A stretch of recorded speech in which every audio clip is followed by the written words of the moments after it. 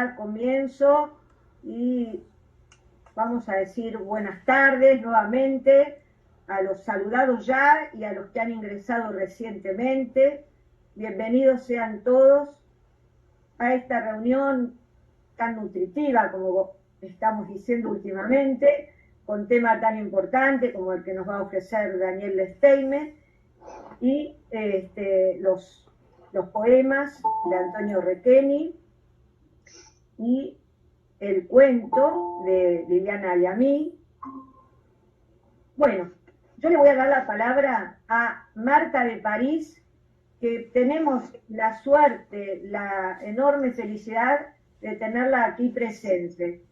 Así que si te podés desmutear, Martita, adelante. Sí. Bueno, la verdad es que me dedico esta noche exclusivamente a dos cosas. Un homenaje a Jorge Luis Borges, que cumpliría hoy, 24 de agosto, cumpliría años.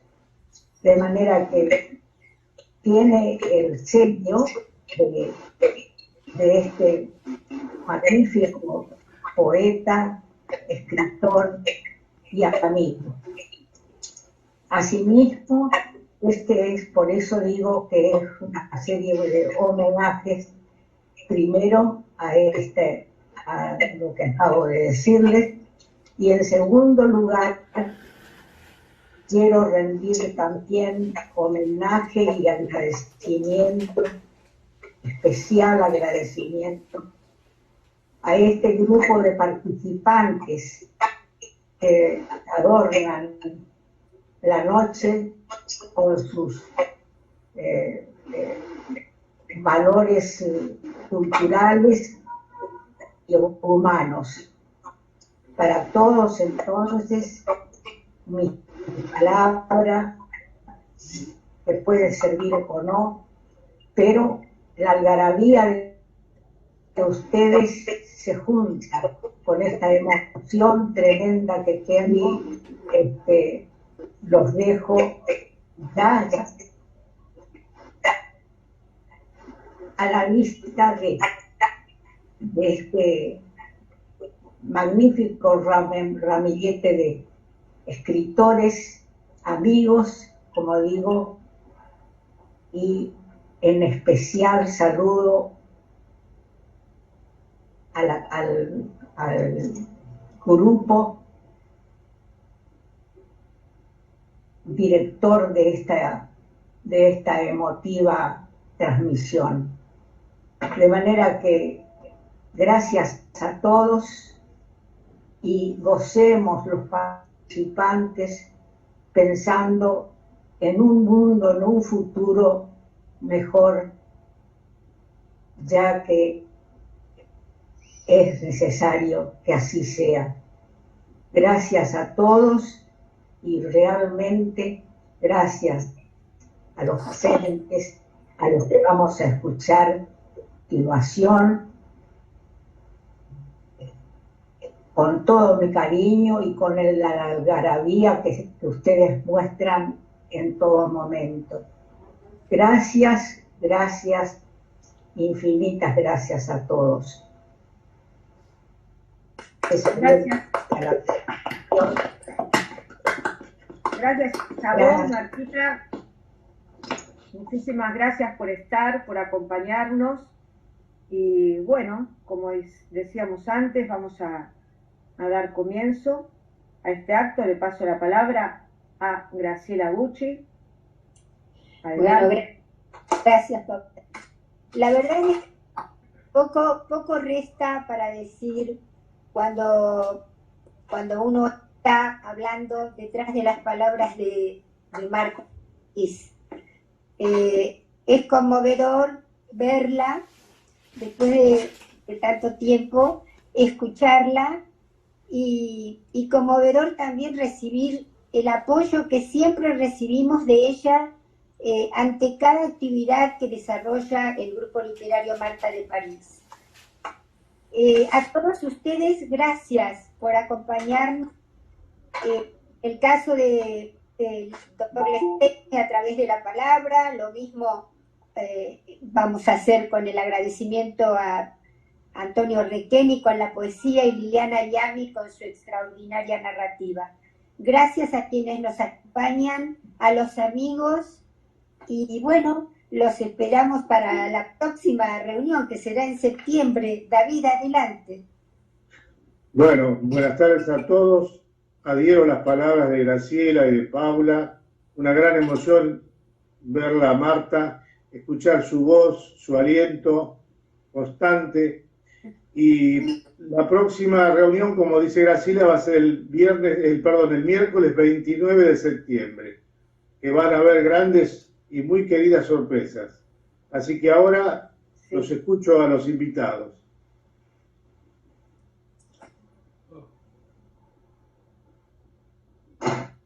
Paulita. Les voy a pedir que silencien los micrófonos a aquellas personas que no los tengan silenciados. Así podemos ya dar comienzo a este acto. Muchas gracias.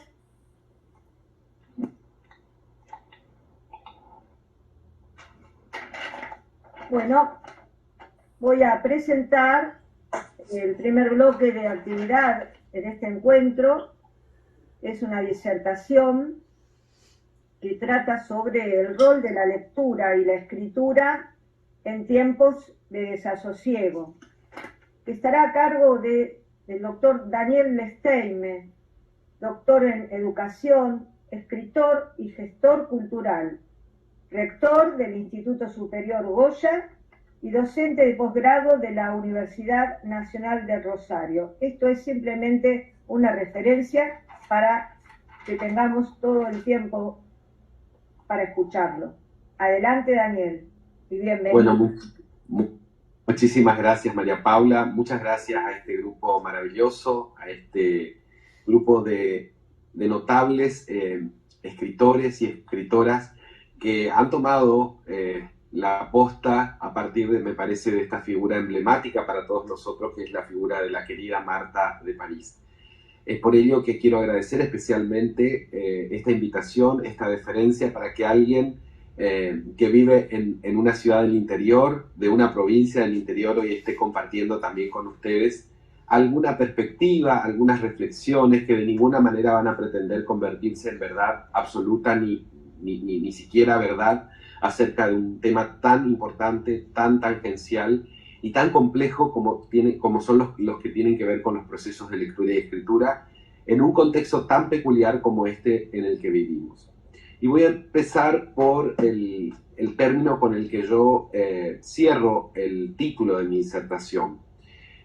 Obviamente que el término desasosiego a todos nosotros seguramente nos hace ruido a partir de la famosa obra de Fernando Pessoa, este maravilloso escritor portugués, justamente con ese hermoso libro del desasosiego de su autoría, ¿no? ¿Y por qué entiendo que este es un tiempo de desasosiego en el cual hay que pensar, me parece, contextualmente estos procesos de lectura y escritura? Bueno, como es de público conocimiento, desde los inicios del año pasado venimos siendo asolados, voy a decir un término bastante fuerte, asolados por algo absolutamente inesperado que irrumpe en nuestra vida, que irrumpe en lo que solemos llamar nuestra normalidad y nos pone en una situación absolutamente de vulnerabilidad frente a lo desconocido, frente a eso que irrumpe allí como lo no sabido y nos plantea desde los distintos gobiernos del mundo situaciones de encierro, situaciones de cuarentena, situaciones de vida en una situacionalidad de excepción. Entonces a mí me parece que esto produce en nuestro ánimo un desasosiego, produce una situación que debemos mirar, que debemos atender y que fundamentalmente debemos pensar. Para iniciar estas consideraciones reflexivas, quisiera citar directamente al autor que yo tomo hoy aquí. En uno de sus parágrafos, en el parágrafo 80, dice, intitulando Intervalo doloroso: todo me cansa, incluso lo que no me cansa. Mi alegría es tan dolorosa como mi dolor.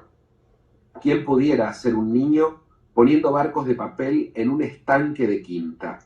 Barcos de vela rústica, hecha de parra entramada, que traza contrapuntos en rombos de luz y sombra verde sobre los reflejos sombríos del agua escasa.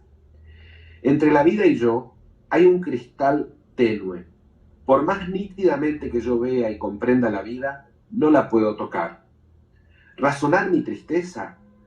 ¿Para qué, si el razonamiento es un esfuerzo y los tristes no pueden esforzarse?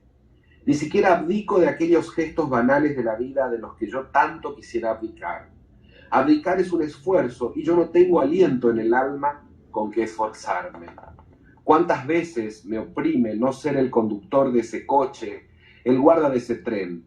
Cualquier otro banal indistinto cuya vida, solo por no ser la mía, deliciosamente me penetra, de puro ajena como algo querido.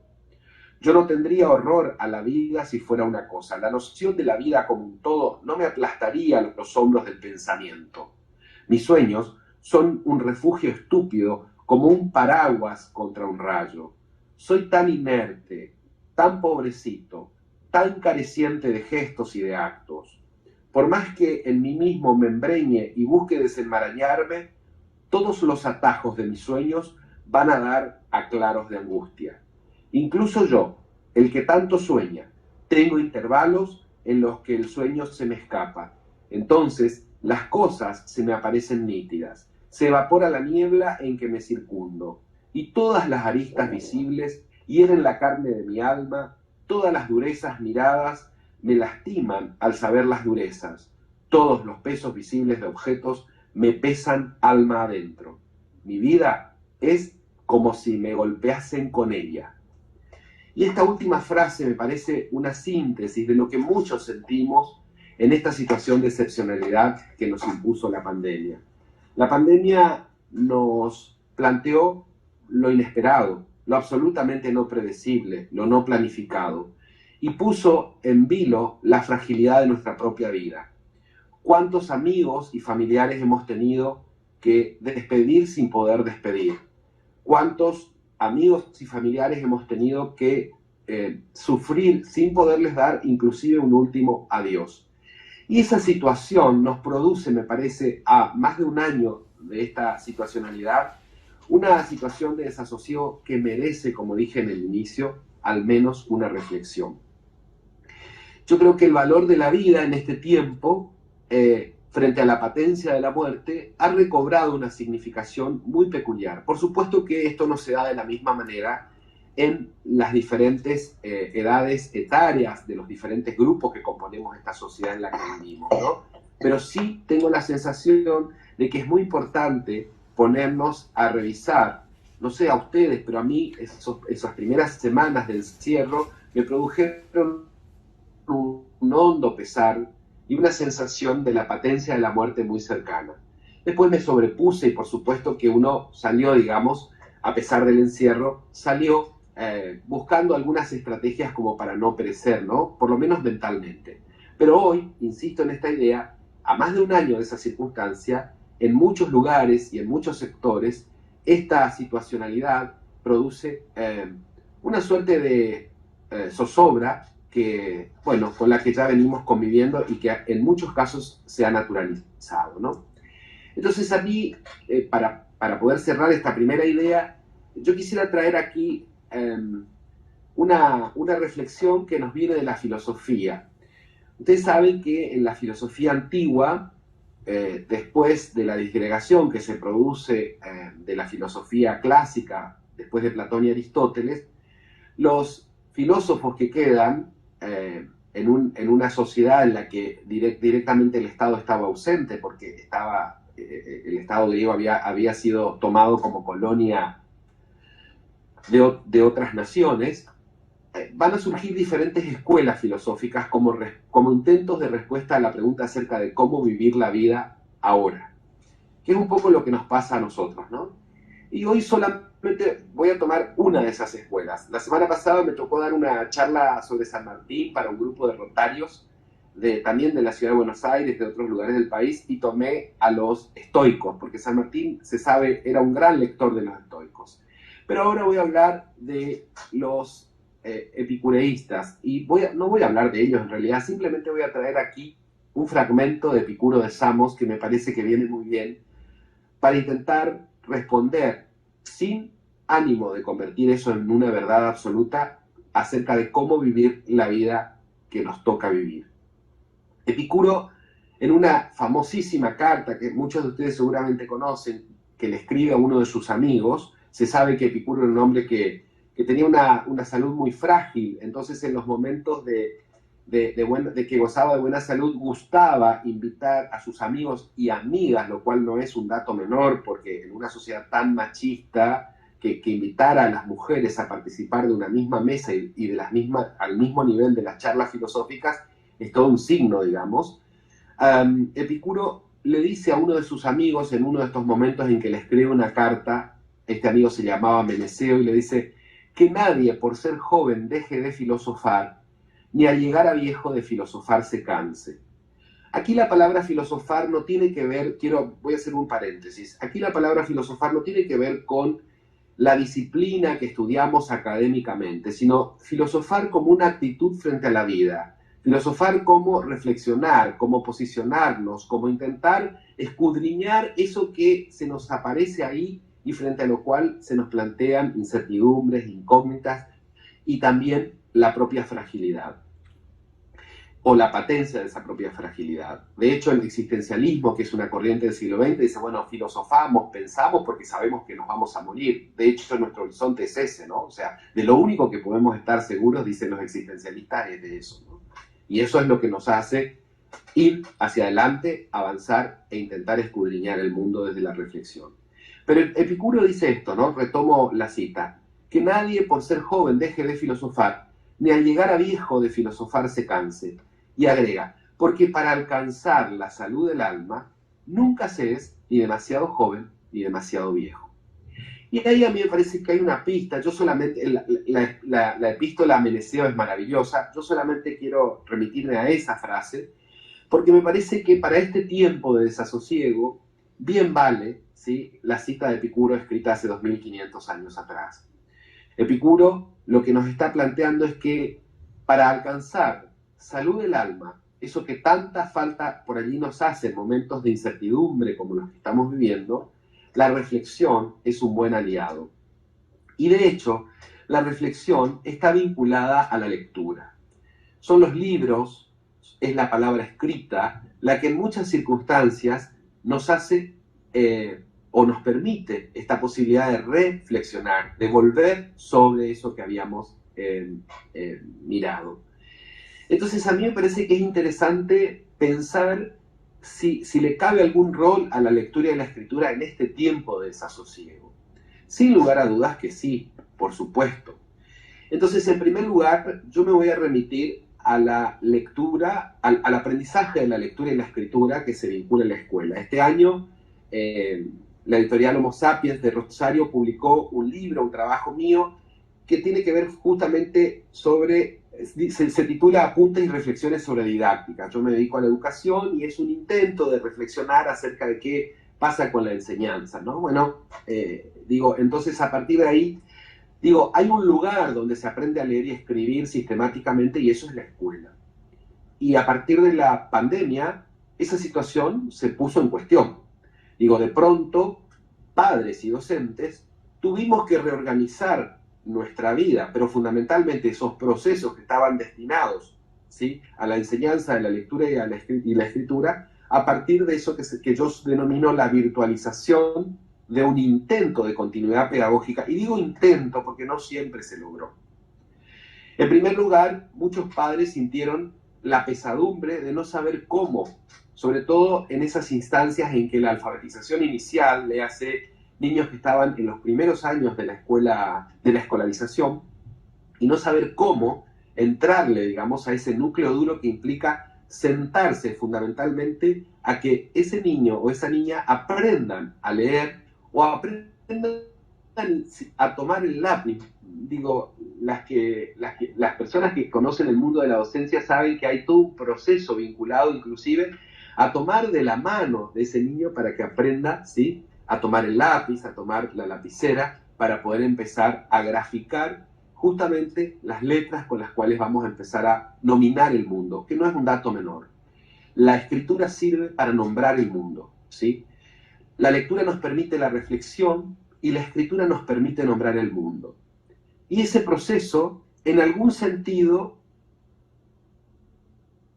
se cortó, por lo menos en la habitualidad que tuvo la escuela hasta el momento de la pandemia. Nosotros, por supuesto, no vamos a recordar lo que ocurrió con la gripe española hacia 1930, pero sí podemos entender muy de cerca, porque o somos docentes o tenemos, exactamente, Teresa, o porque somos docentes o porque tenemos hijos o nietos o familiares en estas circunstancias.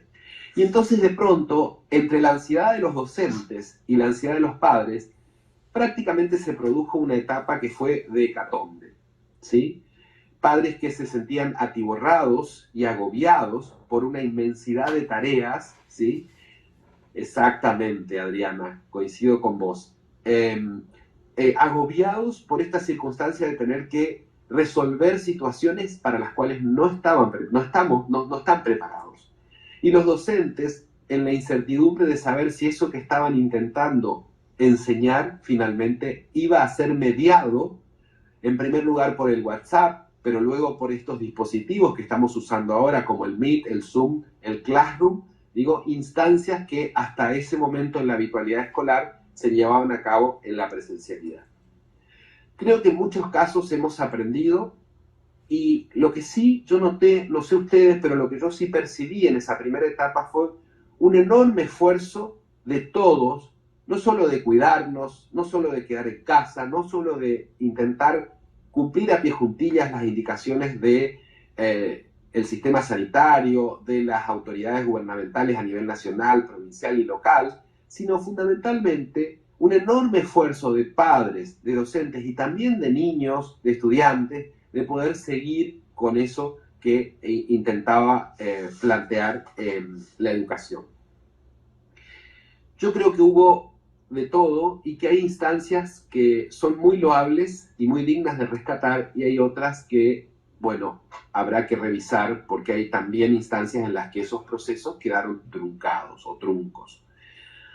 Yo solamente quiero leerles una breve referencia de una cientista de la educación, a quien, de la UBA, de la Universidad de Buenos Aires, López Levy, le hacen una nota en Telam hace un tiempo, hace este año, y ella dice: leer es un derecho y tiene que ser garantizado, en este caso por el sistema educativo. El hecho de que se enseñe a aprender a leer y escribir en los grados más bajos y que la primaria sea obligatoria son grandes puntos de partida para que este derecho se cumpla. Y dice, de todas maneras, no se debe exigir que todos lo logren en esa primera etapa. Y ahí me parece que hay un punto que habrá que revisar, porque la ansiedad también hizo, por lo menos que el año pasado, mucha frustración circulara por las familias, por los niños, porque no podían avanzar, porque sentían que solos, sin la presencia de la maestra, no podían. Y esto generó un gran debate acerca de si había que abrir las escuelas en medio de la pandemia o no, y ese es un debate que sí que continúa. Luego se empezó a implementar un sistema, como ustedes sabrán, de burbujas. Los niños asisten en las escuelas por grupos reducidos. Bueno, esto también genera, digamos, procesos de un esfuerzo doble o triple o cuádruple para los docentes, porque mientras atienden a los niños en la escuela, tienen que continuar atendiendo a los demás niños que quedan en la casa a través de los medios virtuales, ¿verdad? O virtualizados. Pero digo, como decía mi madre, peor es morirse, mi hijo, ¿no? O sea, digo, en una instancia en la que la vida está en riesgo, por supuesto que generalmente uno preserva ese valor frente a toda otra posibilidad. Entonces yo creo que la cuestión de la lectura y la escritura, en relación a la escuela, en relación a las instituciones educativas, tendrá que hacer un esfuerzo y un trabajo de revisión muy grande luego que pase la pandemia. Yo no creo que volvamos a una normalidad educativa en el sentido de lo que hicimos antes de la pandemia. De lo contrario, no habremos aprendido nada. Y voy a referirme ahora sí al nivel en el que yo trabajo. Yo trabajo en el nivel superior, trabajo en la universidad, y coincido con dos amigas que son colegas de letras, a quienes también consulté para poder tener información fidedigna para esta charla, que me dicen que el año pasado el gran esfuerzo de los estudiantes en la universidad fue aprender a leer digitalmente, aprender a leer textos breves o textos más extensos, textos de estudio o textos literarios para distintas cátedras, a leer en la pantalla.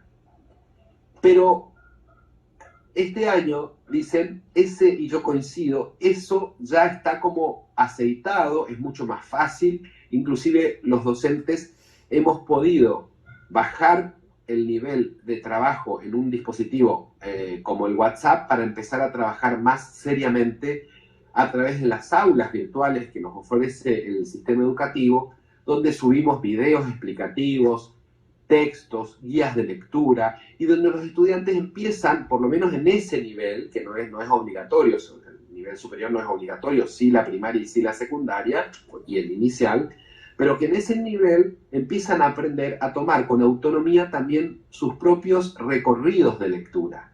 Entonces, me parece que es interesante también lo formativo de poder asumir más autónomamente, ¿sí?, ese trabajo de estudiar, de nutrirse de los saberes y los contenidos para egresar después con un título profesional. ¿Se entiende? Estoy hablando de abogados, futuros contadores, futuros médicos, futuros docentes, futuros ingenieros, trátese de la profesión que se trate, ¿no? Ahora, con la lectura en la vida privada, en la vida cotidiana, pasó un proceso diferente. En realidad, los libreros, yo también dirijo un sello editorial, los libreros refieren que en este tiempo de pandemia han aumentado notablemente las ventas y de hecho han implementado sistemas de envíos que hasta este momento no habían sido, digamos, usados. ¿Y esto a qué se debe? En primer lugar, se debe a que ese tiempo que antes se usaba como tiempo de entretenimiento para salidas, para ir al cine, para ir al teatro, para ir a la plaza, en una situación de encierro había que ocuparlo, ¿sí? Y entonces ahí es donde el libro impreso, empezó a ocupar un rol fundamental nuevamente. Por supuesto, esto no se da en todos los estratos sociales. Estamos hablando de las clases medias, de las clases altas. Hay sectores que han padecido también de manera muy fuerte la crisis económica y de pronto allí lo que hay que resolver es la cuestión del día a día y de pronto tal vez no hay un sobrante para comprar libros. Pero en determinados sectores sociales, dicen los libreros, la compra de libros aumentó notablemente, y sobre todo libros de literatura infantil. O sea, es interesante porque los niños empiezan a saturarse de la pantalla porque las clases se virtualizan, entonces necesitan otro espacio de esparcimiento que no sea la pantalla, y entonces ahí aparece el libro impreso.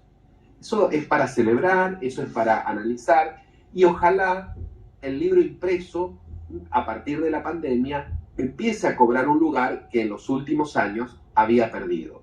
Nosotros hace mucho tiempo advertimos que la fotocopia, decíamos, ¿sí?, los docentes, la fotocopia mató al libro, ¿sí? O sea, de hecho, a veces yo me encontraba en la fotocopiadora del instituto y le decía, ¿por qué en vez de sacar fotocopia de ese libro no vas y lo compras? Porque te sale más barato comprarte el libro que hacer la fotocopia. No sé si me explico. Esto también nos pasó, digo, esa ausencia del objeto, porque finalmente el libro es un objeto al que nosotros tocamos, con el que convivimos, tiene olor, tiene textura, ¿sí? El libro tiene colores, tiene a veces tiene imágenes, y a veces uno, dependiendo de qué se trata el tipo de lectura que uno va a hacer, el libro también ocupa a veces un espacio en nuestra mesa de luz, ¿por qué no en nuestro baño? ¿Sí? ¿Por qué no en nuestro living? ¿Sí? Y de hecho a veces en nuestra misma habitación ¿cuántas veces nos quedamos dormidos con un libro sobre nosotros? Bueno, eso en determinados grupos etarios había desaparecido, y ahora una de las cosas positivas, digamos, que refieren los libreros es que empezó nuevamente a comprarse libros, y esto me parece, gracias Teresa, esto me parece que hay que celebrar.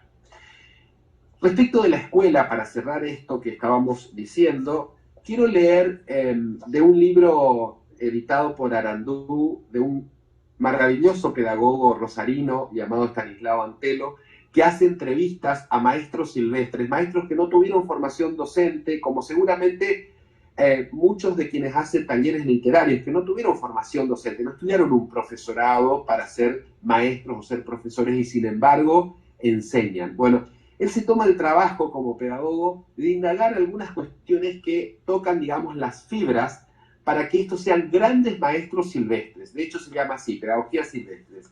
Y voy a tomar una entrevista que le hace un goyano, a un querido goyano, que también es escritor y que algunos de ustedes conocen seguramente, que es Alejandro López Torres. En esta entrevista, Estanislao Antelo le pregunta: vos sos escritor, poeta, pintor, cantante. ¿Tiene algo que ver la escuela con eso? ¿Cómo explicarías de dónde sacaste la poesía, la escritura? Y miren lo que dice Alejandro, que es muy interesante, ¿no? Para no sobredimensionar a veces el rol que tiene la escuela en relación a esto. Dice Alejandro: quizás nos hayan hecho leer algo en la secundaria, pero yo no recuerdo nada. Nunca nos hicieron leer un cuento, nunca. Hablábamos de literatura como algo casi abstracto. Conocí a los escritores cuando vine a vivir acá a Buenos Aires, dice Alejandro. Un amigo me mostró a Borges, a Cortázar, a la gente que había que leer. No los conocía, y como te dije, en esos estándares yo era bastante buen alumno. Cuando me cambié al Nacional, no tanto. Ahí pasé a ser la franja media. Había chicos inteligentes o desenvueltos, y había cabezas muy interesantes. Empezaban las discusiones en clase. En la Comercial, en el nivel intelectual era menos exigente, digamos, en general, que en el Nacional. Bueno, solamente una perlita de este libro maravilloso, porque el libro nos enseña que maestro no es solamente el que tiene un título docente. Hay muchos maestros que sin tener títulos docentes enseñan. Y estoy seguro que muchos de ustedes haciendo talleres literarios, enseñando inclusive la pasión por la lectura y por la escritura, enseñan muchísimo, ¿no? Entonces quería decir que no siempre la escuela es una buena, digamos, maestra en ese sentido. A veces también la escuela, hay que decirlo y hay que asumirlo, a veces también la escuela termina impidiendo el deseo, ¿no? A veces la escuela actúa en contra, ¿sí?, de esa posibilidad creativa de escribir o de leer, si es que solamente se dedica a pensar abstractamente y sin tener en cuenta los sujetos que están aprendiendo y que tiene delante. Por otra parte, quería plantearles a ustedes algunos desafíos que entiendo yo, ¿no? Desafíos que, por supuesto, insisto con esta idea, no están pensados como verdad, pero sí, ya voy terminando, María Paula. A mí me parece interesante poder pensar que este tiempo, ¿sí?, es un tiempo que nos tiene que dejar mucha enseñanza. Si logramos sobrevivir a este tiempo, tendremos que dar cuenta de él. ¿Y cómo lo vamos a hacer? Claro que la palabra oral, ¿sí?, la oralización de la experiencia, la oralización de nuestras reflexiones, de nuestras cavilaciones, es una posibilidad. Pero el video, ¿sí?, el trabajo que tenemos que hacer escribiendo o expresándonos frente a la cámara, también es un medio muy valioso de poder dejar un testimonio para las próximas generaciones acerca de esto que nos tocó vivir en este tiempo de desasosiego. Entonces, para cerrar, quisiera compartir, ¿sí?, de una maravillosa escritora trans, ¿sí?, una escritora cordobesa que se llama Camila Sosa Villada, que ganó varios premios, entre ellos el premio Sor Juana Inés de la Cruz el año pasado, de un libro que es una reflexión acerca de lo que significa escribir y se titula El viaje inútil. Quisiera cerrar mi exposición con dos cuestiones. Primero, compartiendo esta palabra de Camila para poder reflexionar juntos, Y en segundo lugar, dejándoles un desafío, como si fuera una tarea para el hogar. Me voy a poner en la posición de maestro ciruelo acá, que es que cada uno empiece a pensar si aún no lo hizo, ¿sí? Las malas de Camila es maravillosa, ¿sí? También es otra obra, Graciela, que hay que leer, la tengo acá, es muy buena, ¿no? Es literatura muy, muy actual, muy reciente, y perspectivas que por ahí nos abren a otras dimensiones que de pronto también tenemos que conocer, ¿verdad? Y les decía, les voy a dejar una tarea como si fuera un maestro ciruelo, que es que cada uno de ustedes se pueda poner en la posición de dejar un testimonio para la posteridad, para las próximas generaciones, para nietos, para hijos, para sobrinos, para familiares, pero también para quienes no tienen una cercanía, ¿sí?, acerca de cómo ha sentido y cómo ha vivido cada uno este tiempo de desasosiego. Y cierro con las palabras de Camila. Dice Camila: el viaje inútil es hacia el recuerdo. Un día, y acá hay una metáfora acerca de lo que significa la escritura, ¿no?, en su vida. Dice: un día mis padres me llevaron a la vera de un bosque. Frente a mis ojos, es muy chica la letra, así que voy a usar anteojos acá. Frente a mis ojos se erguían árboles de 1000 años. Los picos de los cerros se ocultaban detrás de ellos como si tuvieran miedo de ser vistos. Con suavidad, mi mamá me empujó dentro del bosque y yo no miré atrás. En este bosque hice mi casa, elegí mi tumba, tuve amores y soñé mis reencarnaciones. Aquí voy a morir y mi espíritu se deshará en polvo. Nada, apenas unas huellas que indican que he pasado por el camino y traía conmigo lo que tenía para dar. Un poema escrito a máquina, con tinta roja, que sin saber por qué sobrevivió a los incendios. Ojalá la escritura sea para nosotros ese bosque en el que hemos de habitar para siempre. Muchas gracias por la atención, por la amabilidad y nuevamente por la invitación a estar hoy con ustedes. Muchas gracias, Daniel. Excelente, Daniel, muy bueno. Creo que gracias, a todos chicas. nos está pasando lo mismo. Nos hemos quedado con la palabra reflexionar y de tu charla y vamos a seguir reflexionando. Y con la tarea, una tarea. Y la tarea, por supuesto, porque estamos todos muy entre nosotros mismos. Hay un espacio íntimo que llama a la reflexión y con tu charla, la verdad yo por lo menos he puesto en práctica bastantes cosas de lo que dijiste y ahora mucho más. Así que bueno, felicitaciones y voy a aprovechar este espacio para que luego no me falte tiempo para felicitar también, además de tu exposición, felicitar a la Biblioteca Marta El Bull de París, que ha sido reconocida por CONAVIT. Y bueno, para Marta de París exclusivamente, su fundadora, que pueda gozar de esta noticia y disfrutar de los frutos que ella misma fue cosechando y seguirá. Así que es doble la felicitación para vos, para la biblioteca, que gracias también, por supuesto, al equipo de su directora, María de los Ángeles Soto, y equipo que desde el primer momento de la creación, que fue en el 2013, una idea simplemente, y luego su inauguración en el 2017, bueno, María de los Ángeles Soto y equipo no han dejado nunca de trabajar en pos, como se dice en la adhesión que hicimos con el grupo, nunca bajaron los brazos, y hablando de enseñanza, educación, lectura, también lo han hecho ahí, han enseñado a leer y a escribir a gente que no podía, que no tenía esa oportunidad, y han salido las primeras promociones también, además de otras grandes actividades. Así que lo que decís es reflexionar, y bueno, las dos cosas están uniéndose para el bien de todos, y disfrute de Marta de París, principalmente por ser nuestro motor hasta ahora y siempre. Muchas gracias. A vos y a todos Paula, los que han participado. Agregar solamente que a disposición para que pueda circular la palabra de ustedes, hecha texto o hecha pequeño video, y que la podemos hacer circular en el instituto donde yo soy rector y también a través del sitio de la editorial Arandú, para que muchos otros puedan también conectarse con ustedes. Así que eso queda a disposición si es que cumplen con la tarea. Gracias. Son buenos alumnos. Muchas gracias, Daniel. Muchas gracias. Qué linda forma de difusión. Sí.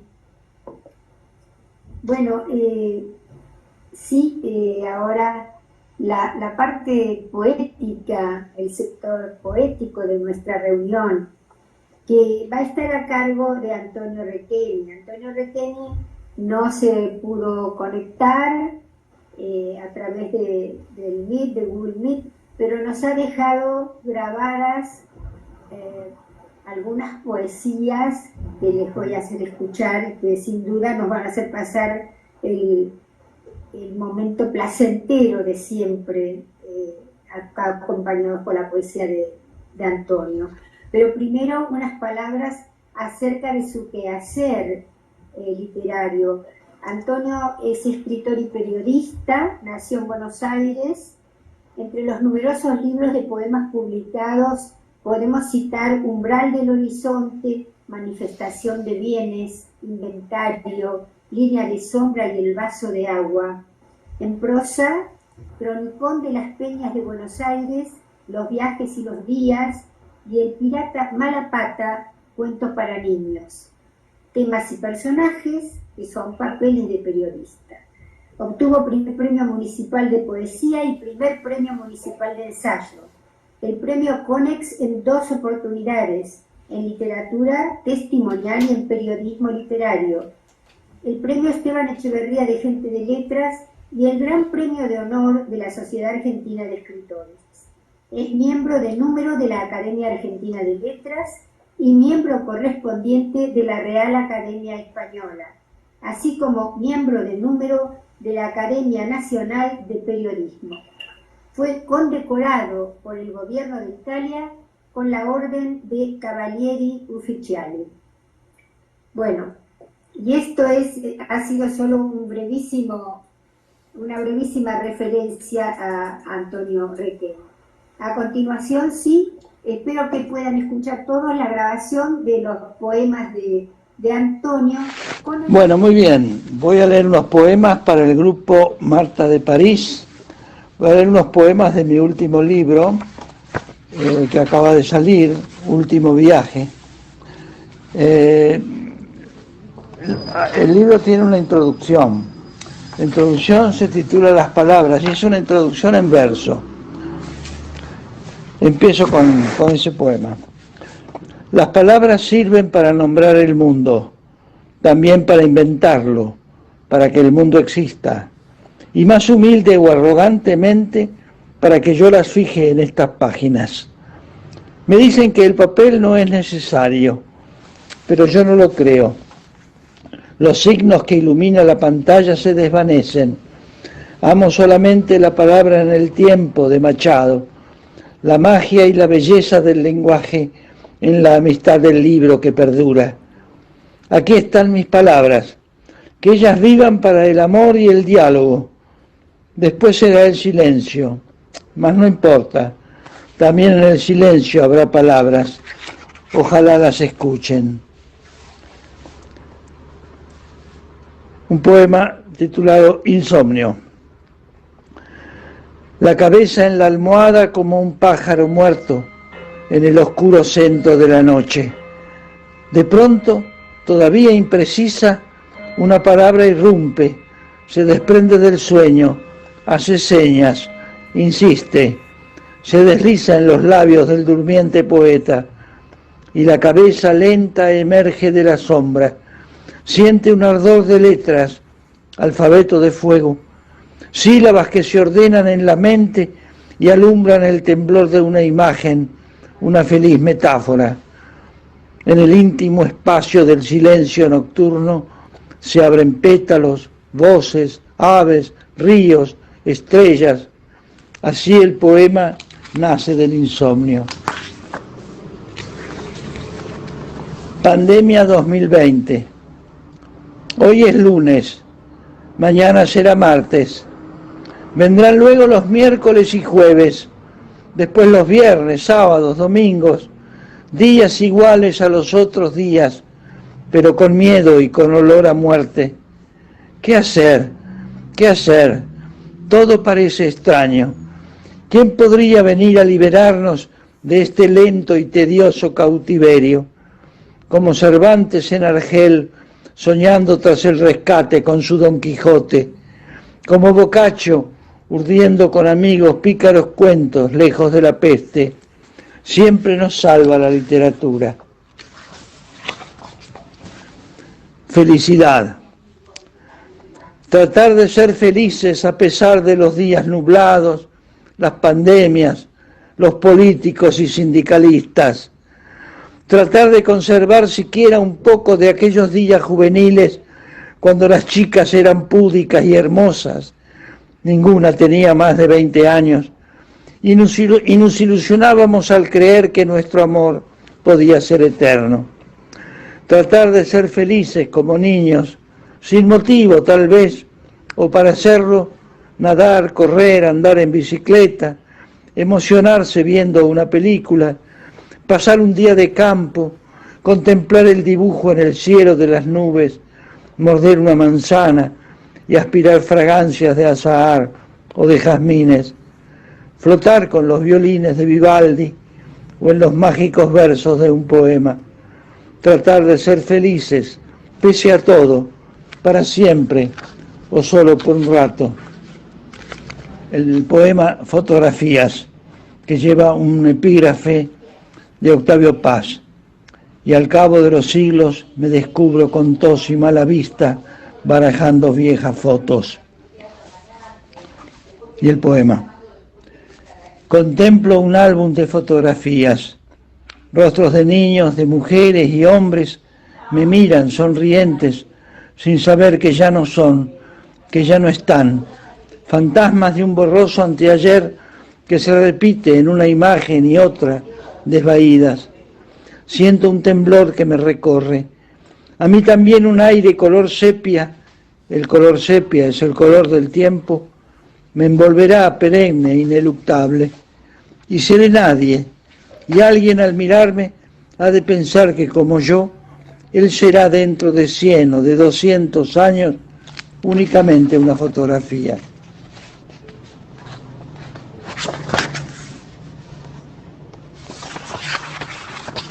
Relojes.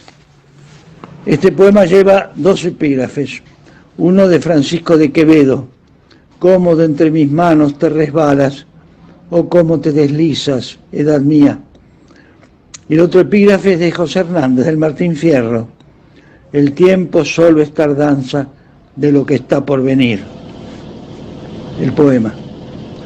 Oigo el tic-tac de los relojes, tic-tac, que el tiempo desmenuzan, pero el tiempo es mi tiempo, reflexiono, y ese insistente, terco tiqueteo me mide a mí también, rige mi vida, mi edad que entre sus manos se resbala, tiempo, tardanza de lo que vendrá, con su final severo, irrevocable. Los minutos, las horas y los días me apartan ya de todo lo que es mío. El tic-tac sigue creciendo y las agujas giran impiadosas. No nací para odiar, pero los odio, asesinos del tiempo, los relojes. Y para terminar, el poema Julio Verne. Me descubrió el placer de la lectura. En las salas abiertas de sus libros viajé cuando era niño hacia la luna y bajo el mar a bordo del Nautilus. Pasaron años. Tuve el privilegio de que mi alma viviera la aventura de la belleza y la emoción del tiempo. París, Florencia, Barcelona, Praga, Londres, Berlín, Jerusalén, Atenas, Honolulu, Hong Kong y Marrakech. Fue fascinante conocer el mundo. Hoy siento que me invade la nostalgia, el recuerdo feliz de aquellos días de viajero curioso por museos, ruinas, mercados, plazas, catedrales. Ahora, inmóvil en mi cuarto, espero la aventura del último viaje. Gracias. Entonces me toca a mí la grata situación de presentar a Liliana Alami. Nació y reside en Buenos Aires, es narradora, ha publicado entre otros los siguientes libros de cuentos: Novia que te veamos, distinguido por la literatura de la ciudad de Buenos Aires, Las cosas de fondo, premiado en el Certamen Internacional de Literatura Sor Juana Inés de la Cruz 2016, y recientemente Los que están solos. Sus cuentos han sido incluidos en distintas antologías, tanto en el país como en el exterior. Su novela El verbo justo obtuvo el Premio Municipal Bienio 2010-2011 en la categoría Novela Inédita. Con ustedes, Liliana Alami. Bueno, para mí es un placer, realmente un placer, les agradezco mucho, gente que admiro, David, Graciela, María Paula, la invitación, y bueno, y realmente una mención especial a esta mujer maravillosa, Marta de París. Vienen ustedes haciendo una tarea ardua, lo que hay que luchar con la tecnología, ¿no? Es increíble. Espero que se me escuche bien porque a mí hace un ratito se me cortó también. Bueno, yo les voy a leer un cuento de mi último libro que se llama Los que están solos. Consta de 11 cuentos que son independientes entre sí, pero que tienen un denominador común, y este denominador común es la soledad en la que están inmersos estos protagonistas, se encuentren o no acompañados. ¿Se me escucha bien? Porque sí, perfectamente. Bueno, me alegro. Bueno, el cuento que elegí se llama Esa voz cristalina. Su voz siempre fue cristalina. A pesar del tiempo mantiene su color y su frescura, algo que también se extiende a su risa. Ríe, el aire vibra, y no hay quien no se dé vuelta al escucharla queriendo ver a la chica, imaginando, claro, que esa cascada de matices casi hipnóticos solo puede provenir de una chica. Pero la chica ahora es ella, más vieja que joven, ni linda ni fea, ni. Su voz y su risa están cada vez más en disonancia con el resto. Nunca fue hermosa, pero la voz, la risa y el aspecto lozano que antes concordaban hacían contundente su presencia. Ahora no. Ahora está escindida. Un pedazo de ella es una cosa, la piel sin brillo, las ojeras, las venas de las manos como troncos secos de una rama. Otra parte de ella es la frescura. Por eso, casi prefiere refugiarse en su casa con la voz, la risa y el carácter que a veces entusiasta. La mantiene como la misma chiquilina que fue siempre. A pesar de todo, no le huye a los espejos. Se mira, se compara, se evoca, no se gusta. Alguna vez tuvo marido, hijos que viven en Europa. Tiene amigas con las que cada tanto comparte encuentros siempre programados. Salir de improviso no es lo suyo. Hay que peinarse, maquillarse, elegir la ropa según las circunstancias. Hay que mejorarse para ser al menos un reflejo de la chica que fue y que ahora extraña. Por eso en su casa, pegada al teléfono, siente que encuentra su más claro refugio. Nadie le dice señora por teléfono. A todos, sin excepción, le surge el tuteo de inmediato. La gente que la conoce, pero el que no, su voz sigue teniendo la misma fuerza que un tiempo atrás tuvo su presencia. Deja al otro, siempre hablando de hombres, claro, es el juego que perdió y que hoy añora, con la boca abierta. O por lo menos es lo que le parece. Nota la vacilación, el titubeo. Hola, dice, hola, repite, a un comprador, a un vendedor, a un dependiente, lo dice 2 veces para tener la certeza de que los matices de su voz se escuchen. Y entonces percibe ese balbucear incierto y escucha emitidas por el hombre las modulaciones de una ola sugerente. Apenas una chispa, un coqueteo. Nunca, hasta hace poco, había pasado nada más que eso. Aquella tarde no sabe bien por qué quiso seguir el juego.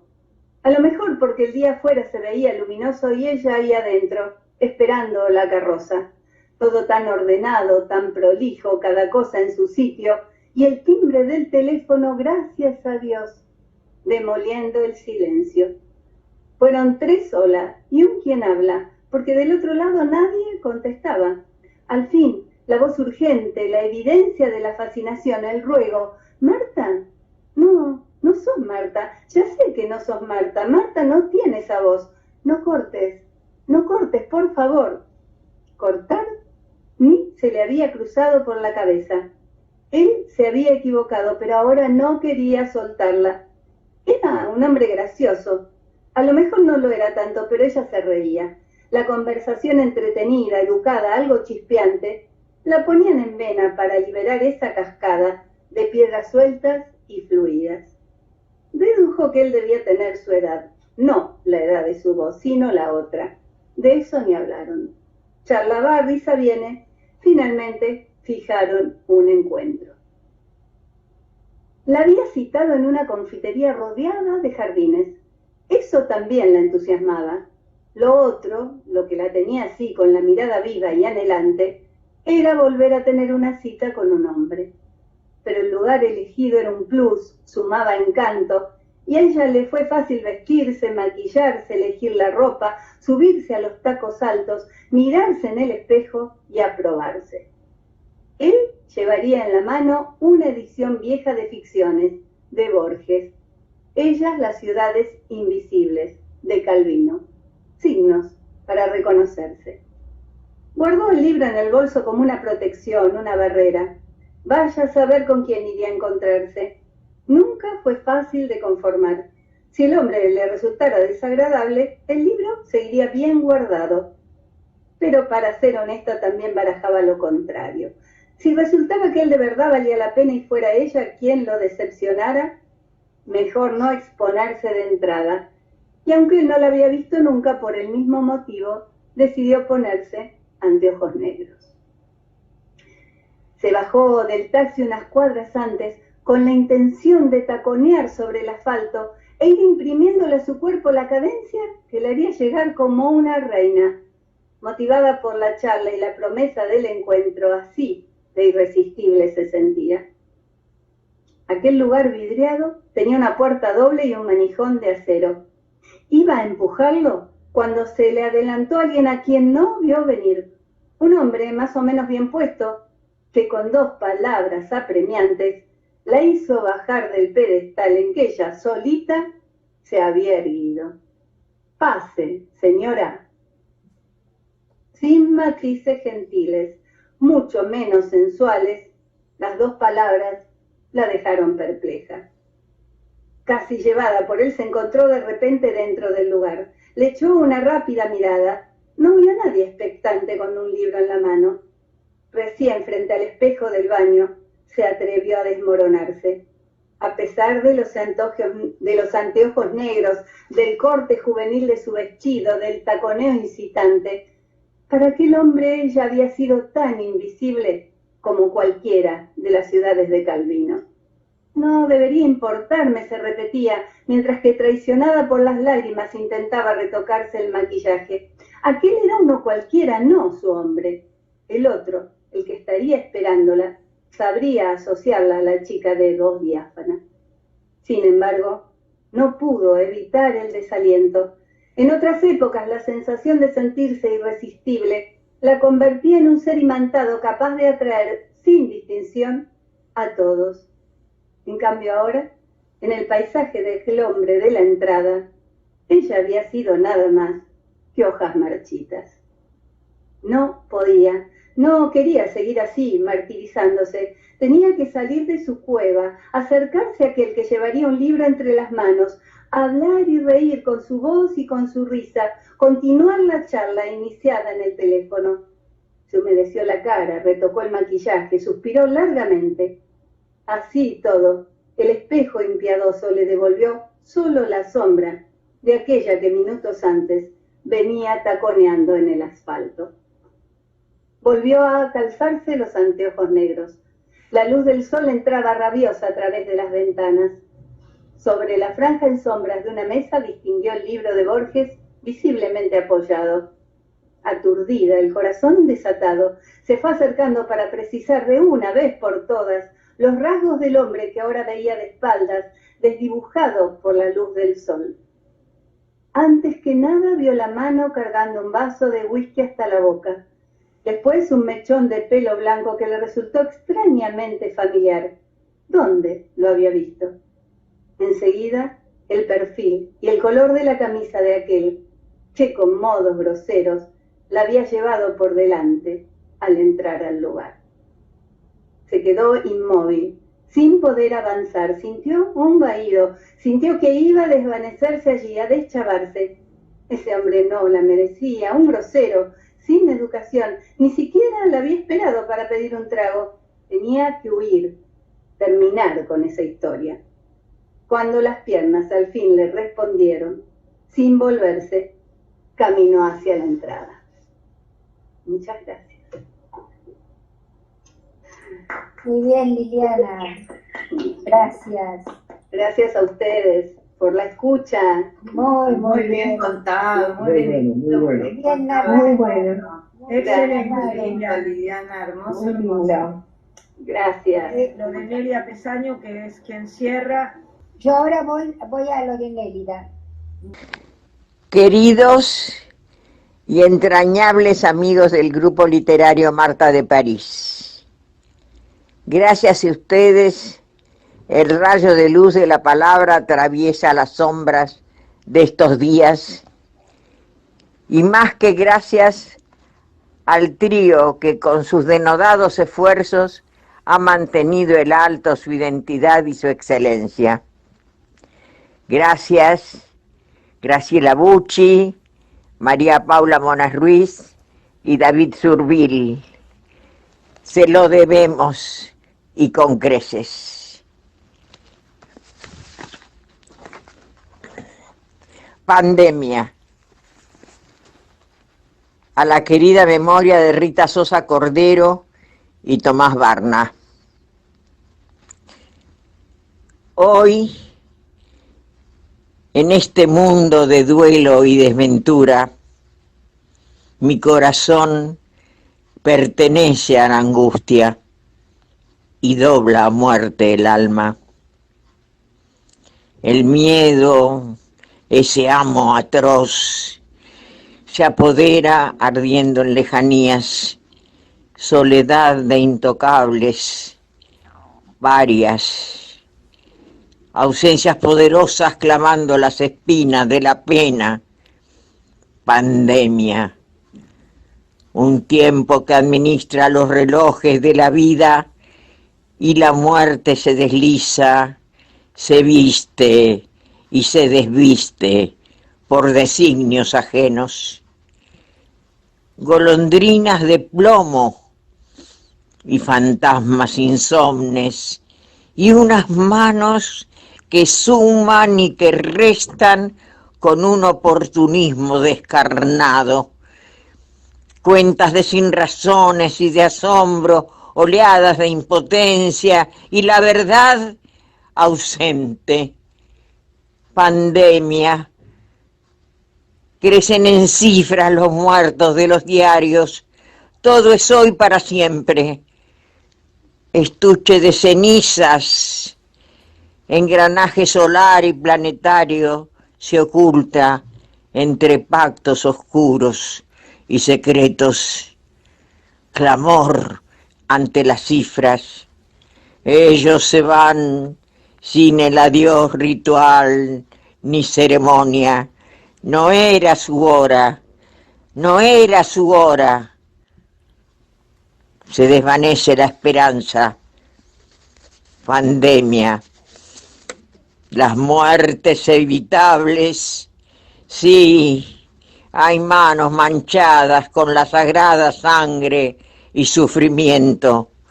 Cada vida, la majestad del tiempo que le dieron y su lumbre apagadas para siempre. Víctimas propiciatorias, pandemia, los niños sin sus juegos y el desierto del aula flotando en su memoria, la verdad que se oculta como un crimen entre arengas vacías y un tiempo no vivido, un duelo sempiterno. Y hoy, ¿a quién le pregunto si un tsunami de ausencias me quitó hasta el aliento un día y otro día? Ah, pero el olvido nunca. Nélida Pesaño. Hermoso poema que mandó Nélida Pesaño para cerrar. Como siempre, ella cierra nuestras reuniones con uno de sus poemas. No quiero olvidarme de decirles que recibí un mensaje de Marta de París, digamos de Patricia, su hija. Ella ya se ha retirado de la reunión y nos deja sus saludos, sus felicitaciones y, como siempre decimos, su apoyo, ¿no? Así que en nombre de Marta los saludo. Aquí alguien quiere entrar. Un poquito tarde. No sé quién es. Walter Espinosa. No, Irma Merolín, dice, también. ¿Cómo? Irma Merolín, dice, tuve que salir, pero volví. Claro. Bueno. De mi parte, doy por finalizada la reunión, con mucha gratitud por el acompañamiento de cada uno de ustedes y de los invitados especiales que estuvieron en corte, y de Marta de París especialmente por su presencia y su apoyo de siempre. Así que un beso grande para todos y hasta siempre, que es el 29, van a tener novedades del 29 de septiembre. Gracias a Muchas gracias a ustedes. Un abrazo grande. Un abrazo grande. Saludos, un gran abrazo y gracias nuevamente. Muy buena exposición.